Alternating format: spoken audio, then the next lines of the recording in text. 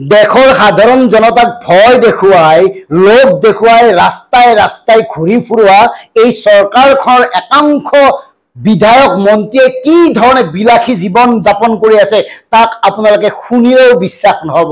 সেয়া আপোনালোকৰ দৰে মানুহৰ বাবে বা আমাৰ দৰে মানুহৰ বাবে সেয়া কল্পনাটো ঢুকি নোপোৱা বিষয়। কিদৰে সাধাৰণ জনতাক বিভিন্ন আঁচনিৰ লগত জড়িত কৰাই অমৃত কল অমৃত বৃক্ষ 500 1000 200 টকা দি কিদৰে একাংশ বিধায়ক মন্ত্ৰীয়ে ৰাজকীয় জীৱন যাপন কৰিছে, তেওঁলোকৰ ল'ৰা ছোৱালীয়ে ৰাজকীয় জীৱন যাপন কৰিছে, তেওঁলোকৰ পত্নীয়ে ৰাজকীয় জীৱন যাপন কৰিছে, আপোনালোকে হয়তো শুনিলেও বিশ্বাস নকৰিব। আৰু এই ক্ষেত্ৰত ডিকেবি ফেক্টৰ এই চৰকাৰখনলৈ চেলেঞ্জ। আপোনালোকে শূন্য সহনীলতাৰ কথা কয় নহয়, মুখ্যমন্ত্ৰী ডক্টৰ হিমন্ত বিশ্ব শৰ্মা ডাঙৰীয়া আপুনি শূন্য সহনীলতাৰ কথা কয় নহয়, চাৰিওফালে সকলোকে সাধাৰণ জনতাৰ কথা কয় নহয়, দৰিদ্ৰ লোকৰ কথা কয় নহয়, অথচ আপোনালোকৰ বিধায়কে কেনেকৈ ইমান বেছি বিলাসী আমাৰ সাধাৰণ জনতাৰ কাৰণে মানে কল্পনা কৰিব নোৱাৰা এই ধৰণৰ এটা জীৱন যাপন কৰি আছে। তাৰ তদন্ত কৰক, তাৰ তদন্ত কৰি যদি পাৰে আপুনি দেখুৱাই দিয়ক তেওঁলোকে এই যাদু দণ্ডডাল ক'ত পালে, দেখুৱাই দিয়ক তেওঁলোকৰ আলাউদ্দিনৰ চাকিটো ক'ৰ পৰা কেনেকৈ আহিল। হয়, বিধায়ক কমলক্ষ পুৰকায়স্থই এই প্ৰত্যাহ্বান দিছিল আৰু কমলক্ষ পুৰকায়স্থৰ এই প্ৰত্যাহ্বানটো সৰ্বত্ৰে প্ৰতিগৰাকী লোকে এই চৰকাৰখনক দিয়া উচিত।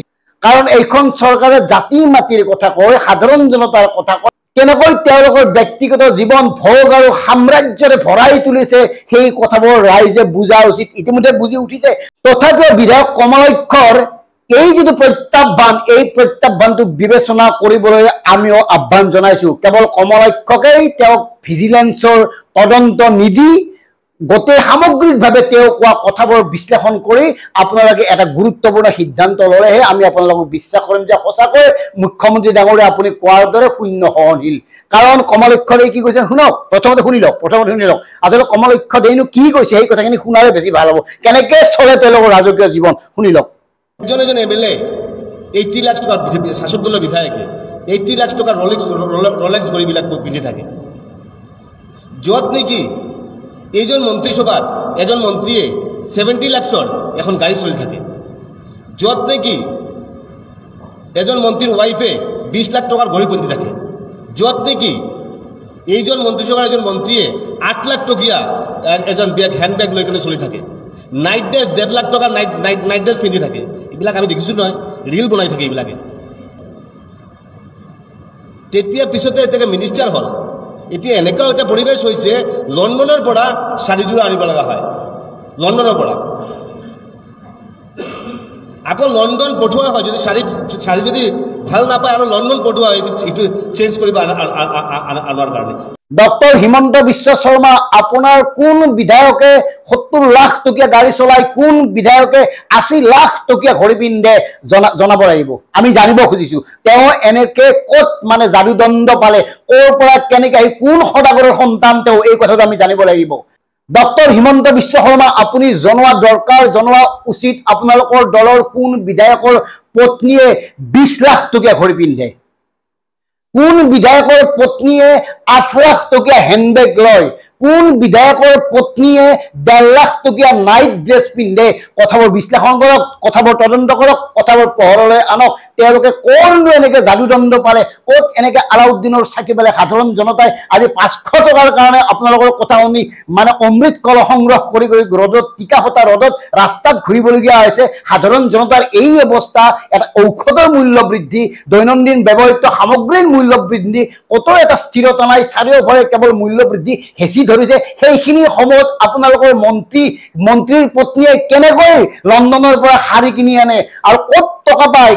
আৰু কমলক্ষই গুৰুত্বপূৰ্ণ কথা কৈছে যে মন্ত্ৰী হোৱাৰ পিছত তেওঁৰ পত্নীয়ে লণ্ডনৰ পৰা শাৰী আনে আৰু এই শাৰীখন যদি ভাল নালাগে তেতিয়াহ'লে পুনৰ লণ্ডনলৈ পঠিয়াই দিয়া হয়।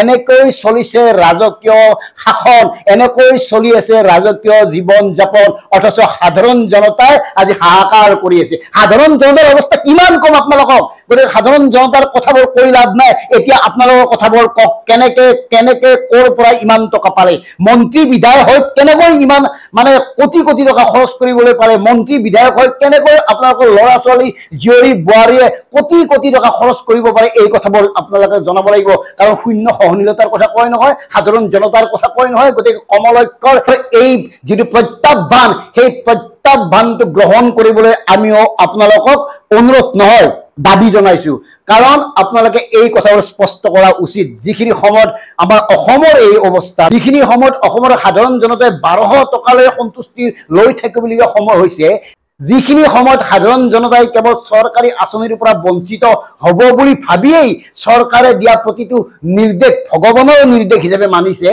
সেইখিনি সময়ত আপোনাৰ চৰকাৰত থকা মন্ত্ৰী বিধায়ক বা তেওঁলোকৰ পত্নীয়ে কিদৰে এনেকে বিলাসিতাৰ নামত কোটি টকা ব্যয় কৰিব পাৰে তাৰ হিচাপ ৰাইজে জানিব খুজিছে আৰু যদি সাহস আছে আপোনাৰ যদি সততাৰ প্ৰতি বিশ্বাস আছে আপোনাৰ নিজৰ কথা নকওঁ পৰিয়ালৰ কথা নকওঁ কেনেকে মাটি কি কৰিলে কি নকৰে সেই কথাবোৰ বেলেগ ইতিমধ্যে আলোচনা হৈছে সামগ্ৰিকভাৱে সকলো কথাৰ উত্তৰ এতিয়া আপুনি দিব লাগিব উত্তৰ দিয়াৰ সময় সমাগত আশা কৰোঁ আপুনি উত্তৰ দিব